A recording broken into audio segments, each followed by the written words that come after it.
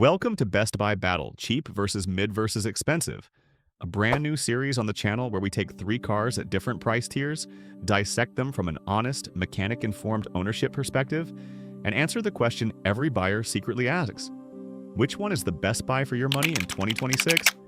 Each episode will take you through a budget daily driver, a mid-tier all-rounder, and a premium option, looking not just at specs, but at real-world usability, real owner feedback, and what life with these cars really feels like on the road. Today is episode 1, and we're starting with a classic comparison wheelhouse that a lot of everyday drivers will relate to. Reliability, comfort, performance, ownership cost, and tech you'll actually use. Let's get into it. When you're shopping for a car, whether it's your first set of wheels or an upgrade from your current ride, price sets expectations, but it doesn't always tell the full story. A cheap car might sound easy on the wallet up front, but what happens when you factor in maintenance, reliability, fuel economy, and daily usability? On the flip side, that shiny, expensive model might feel great, but does it cost more than it's worth over time? This comparison matters because buying decisions change drastically with price, and the wrong decision can haunt you long after the initial excitement fades. A budget daily driver might save money at purchase but cost you in comfort or long-term reliability. A mid-priced all-rounder promises a balance of features and everyday livability. And an expensive luxury car brings premium comfort and tech, but often with premium maintenance bills. So in this episode, we evaluate how these cars perform in everyday driving, how they feel behind the wheel, how owners really feel after months and years living with them, and whether they deliver real value for your money in 2026. We'll start with our budget pick, the 2025 Toyota Corolla. The Toyota Corolla is one of the most recognizable names on the road and a perennial favorite for commuters, first-time buyers, and anyone who wants simple reliability without bells and whistles. According to Kelley Blue Book owner feedback, the Corolla earns a solid recommendation rate of about 77% from its owners, with many praising its reliability and styling as its strongest attributes. One owner sentiment summarizing the Corolla experience reports: consumers find the Corolla's reliability and styling to stand out, though performance isn't its strong suit. Further real owner reviews on Cars.com show a mix of opinions, with several owners saying, "I love my new Corolla, it drives so smooth," while a smaller minority report issues like unexpected slowdowns. There are also community voices from longtime Corolla owners who emphasize longevity. Real drivers on forums talk about keeping these cars on the road for years, crossing 200,000 miles with regular maintenance. From a mechanic's view, the Corolla's engine, drivetrain, and suspension are designed for longevity rather than speed. Most units you'll see come in for routine service, oil changes, brake checks, tire rotations, but significant mechanical failures are rare compared to many competitors. That said, there are things to watch for in the budget segment. CVT transmissions can feel less engaging and occasionally sluggish in traffic. Some owners report minor rattles or interior trim issues, common in economical builds. Lightweight interior materials help keep costs down, but can feel less premium. In summary, if you want a car that just works without drama, the Corolla's reputation, supported by decades of real-world use, still holds strong in the budget category. Do you agree with my assessment? Please drop your experience on the comments section.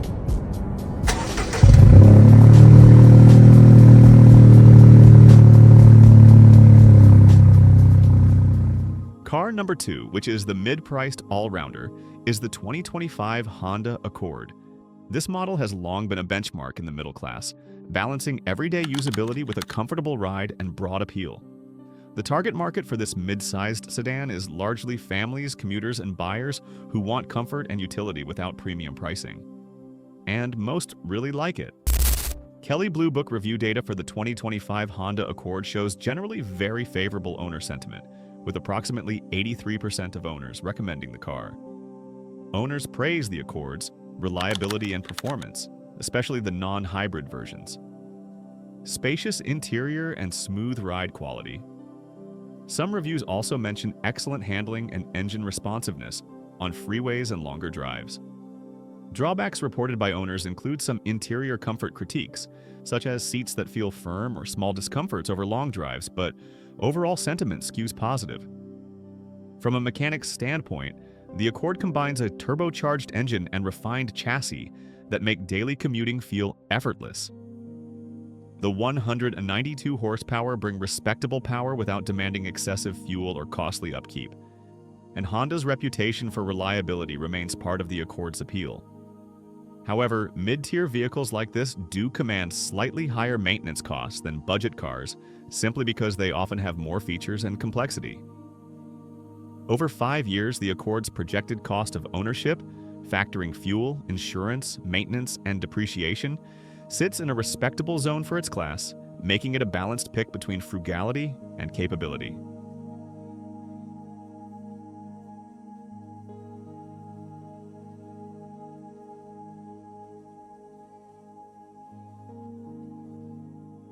Now let's do car number 3, our last and premium pick, the 2025 Mercedes-Benz S-Class.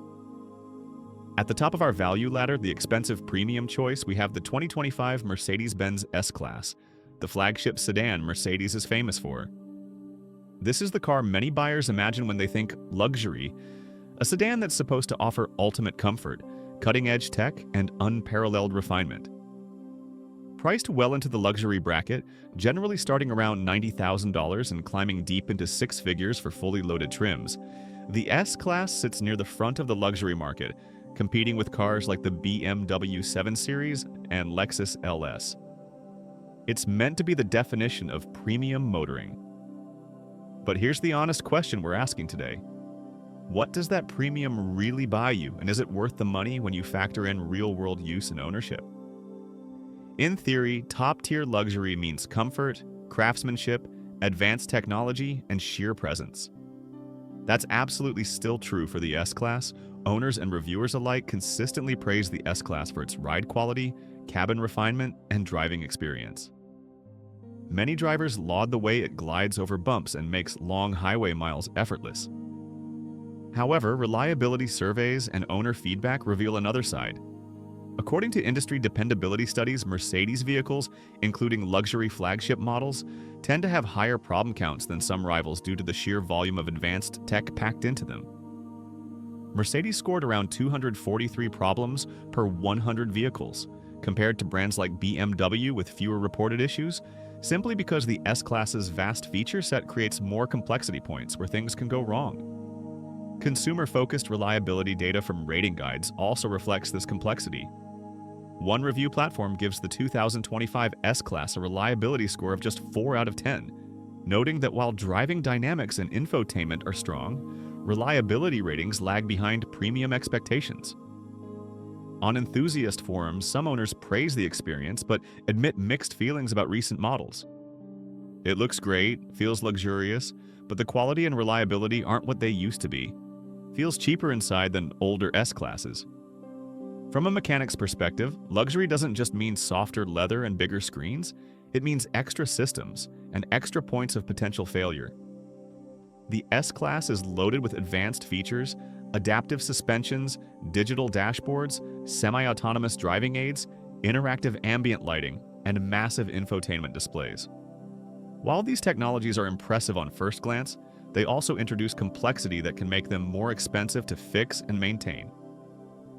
Some owners on automotive discussion forums even point to this complexity as a reason they moved away from expensive Mercedes models, citing maintenance headaches and electronics quirks as major drawbacks.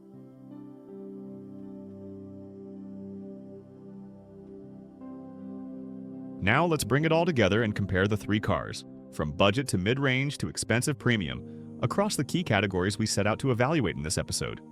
Reliability. Car number 1, Toyota Corolla. Known for very high reliability and low running costs, owners consistently report few major issues. Car number 2, Honda Accord. Also strong reliability with slightly more complexity, but still solid and predictable. Car number 3, Mercedes-Benz S-Class. High-tech gives high comfort, but luxury complexity means more systems that can require attention. Reliability scores in the luxury segment tend to be middle of pack. Daily usability. Corolla. Simple, straightforward, ideal for daily commuting. Accord. More refined, comfortable on both city and highway use. S-Class. Ultra comfortable, but its sheer scale and feature set can overwhelm everyday tasks. Performance.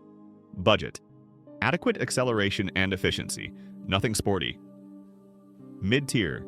Balanced performance with confident passing power and handling. Expensive, smooth, powerful, and refined. But only elite drivers really experience the full capability. Comfort. Corolla Basic Comfort. Accord. Comfortable for longer trips and passengers.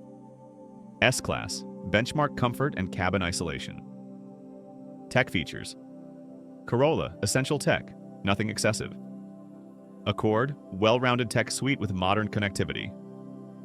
S-Class. Cutting-edge systems. Highest tech but also most complex. Ownership cost. Corolla lowest total cost of ownership. Accord. Mid-range, still affordable long-term.